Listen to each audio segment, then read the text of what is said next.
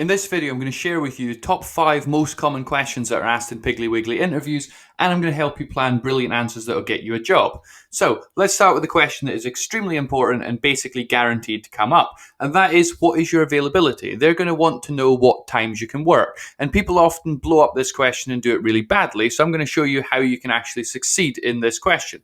The first thing you want to do is, as far as possible, you want to say yes. You want to be able to say yes to as many times as you can. If you go into this question by immediately talking about all the times that you can't do, that's very negative. You want to be focusing more on the times that you can do and showing that you have lots of availability. You want to be open-minded, so if they suggest other times, you want to try your best to say yes to those and work flexibly with them. They want people who can show lots of flexibility. They want people that can work a wide range of times. If someone is going to only want to work specific days and specific times, that is going to be much more difficult to schedule, and it's not going to help their business very much. And lastly, you want to demonstrate commitment. If you are giving them a list of times that you can't work or making lots of excuses about why you can't be available at a wide range of times, that suggests perhaps you're not very committed to your job. So the next thing I want to do is show you some things that you can say to give you a very strong answer. So the best answers have things like, you are able to work to meet the business's needs. Or you can say things like, I'm happy to work store opening hours. So basically, anytime the store is open, you think that's a reasonable time to work. You may also say in your interview that you're open to working overtime. You may never be offered overtime. It may be that the scheduling is such that there isn't really very much overtime, but just say that you're open to that if you are, and it improves your answer. And then another phrase you can use is that you're happy to help out when needed. So when they need people in the store, you're happy to work at perhaps short notice and get in there and make sure that the store is fully staffed. Of course, you'll be paid for that, but that's a nice phrase that you can use. So that is how you pass this question. Also be aware they may ask about your availability of transport. Do you have reliable transportation? So think about how you're actually going to get to the store and be ready to answer questions about that. The next question is one that you really need to prepare for, and that is, what can you tell me about Piggly Wiggly? Obviously, there is absolutely no point going to your interview without having done your preparation. So in this slide, I'm going to show you the preparation that you need to do and share with you the key facts to allow you to answer this question and also have great knowledge to show off in your interview. So if you're asked this question, you want to start by talking about things that are obvious.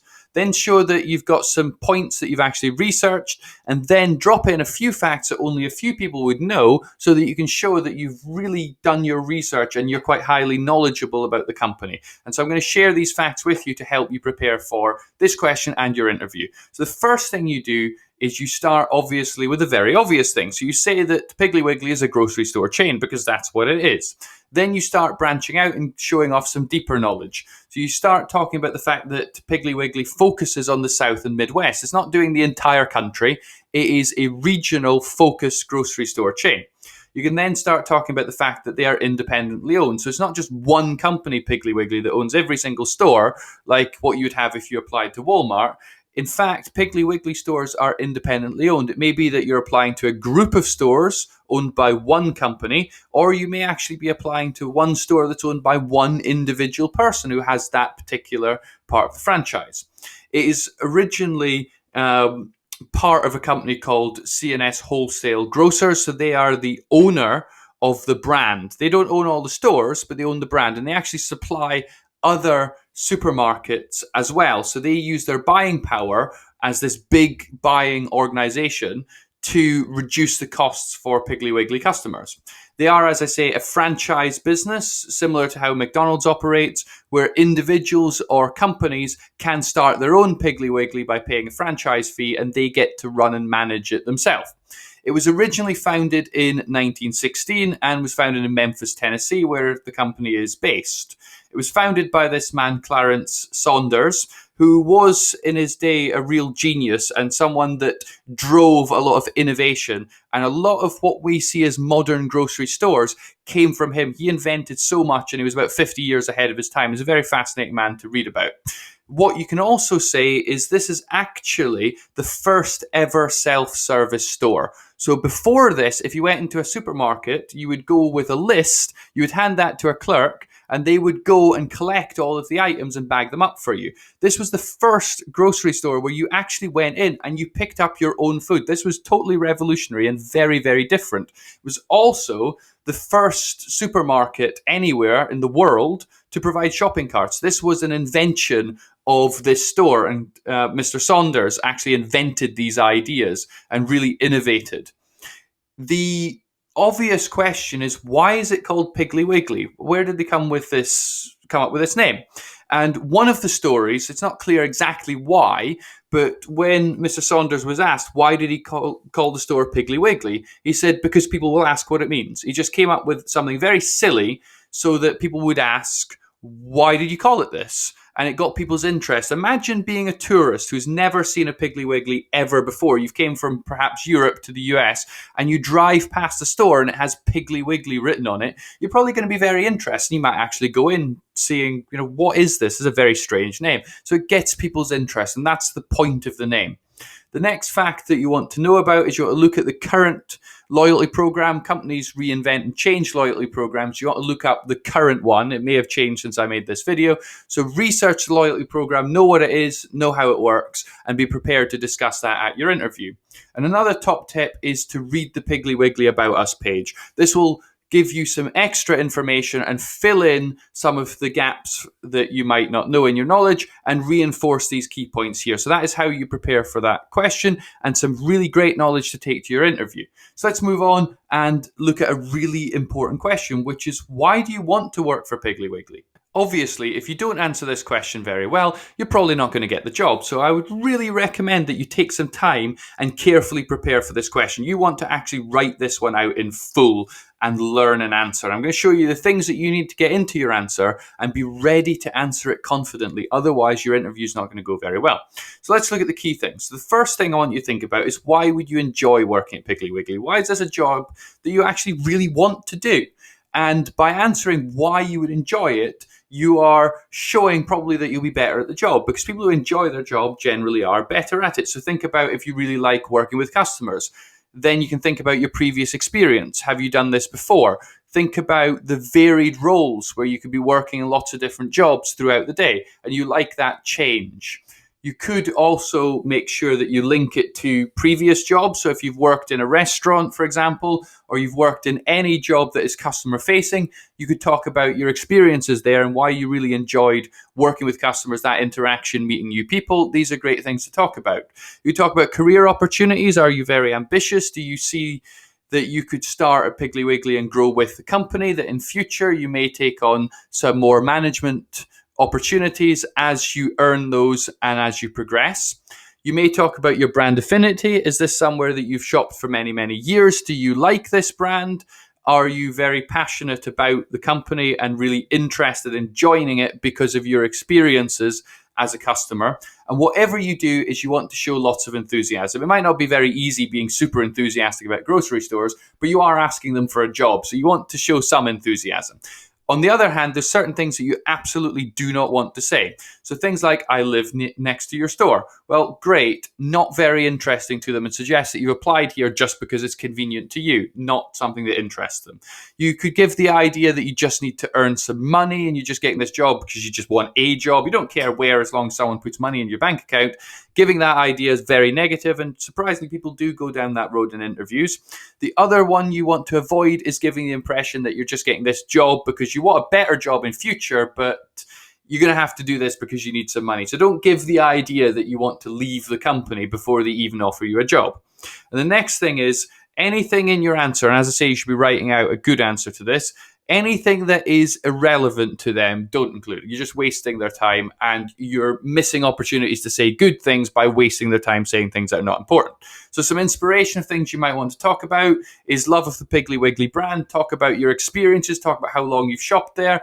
Talk about career opportunities. Where do you want to go? If you see yourself in this role for a long time, say so. If you enjoy customer service, if you enjoy working in, say, for example, a franchise, that's a good one to mention. And if you know someone who actually works at the company, then that's a good one to mention as well, because you can share in their enthusiasm. You don't have to name that person, but you can say that you know people who work here and they've said very good things about the company, and you can say the good things that they've said. Speak to some employees that you know and get an impression of the company and share in their passion and enthusiasm if they are passionate and enthusiastic. So the next one you want to prepare for is, how would you deal with an angry or difficult customer? And this, of course, happens all the time in grocery and retail. Anytime you're working with large numbers of members of the public, you're going to run into some people you probably would never like to. So you need to be confident in how you deal with these somewhat annoying people. And there's a right way to deal with it that makes things better. So the first thing you say is that you remain calm. If you get angry and shout back at them, it makes everything 10 times worse. And that is definitely not something that is recommended. And you always say you're going to remain calm. The next thing is you want to show that you're listening and that you care. Quite often when a customer is quite angry, they are just desperate for someone to finally take their complaint seriously, to finally actually listen to them. And once they see that you are actually listening to them, that can be extremely calming and very, very powerful. The next thing you want to say is the word de-escalate.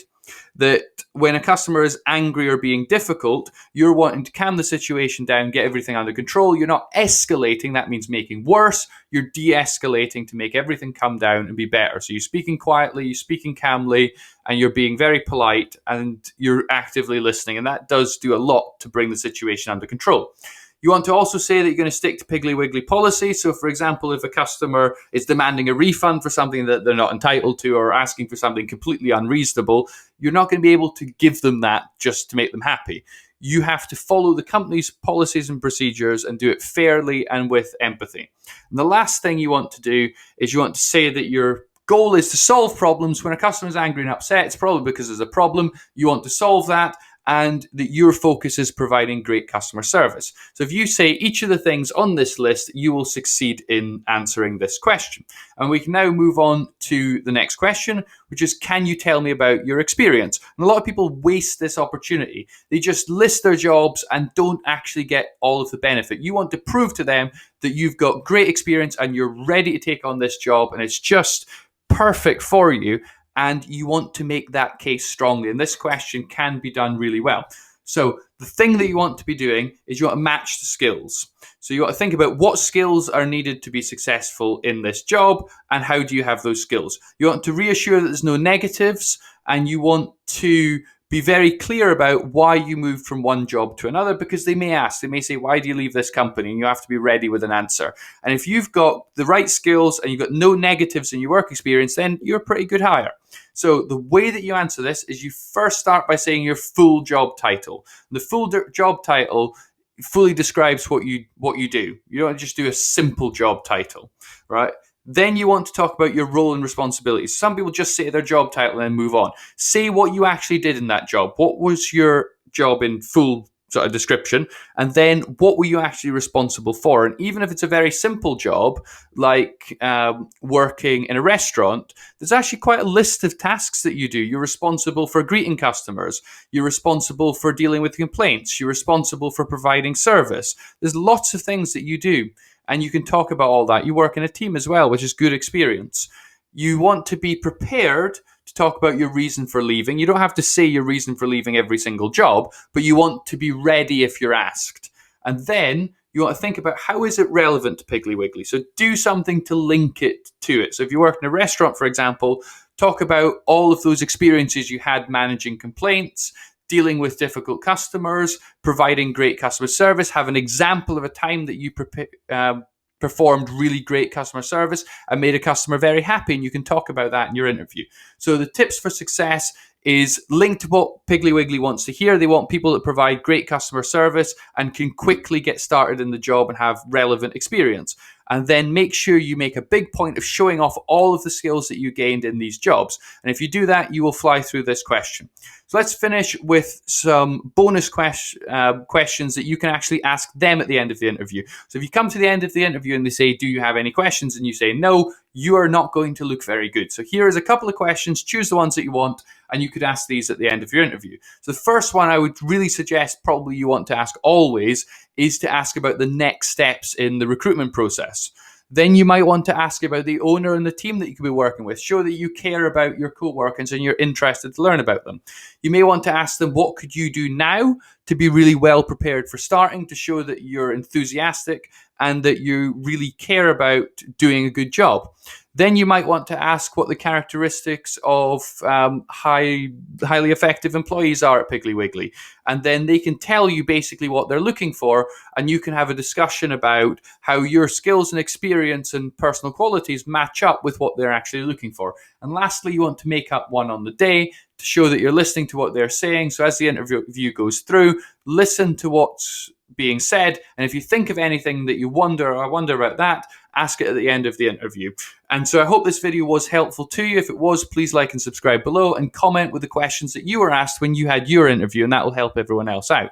And finally, thank you very much for watching.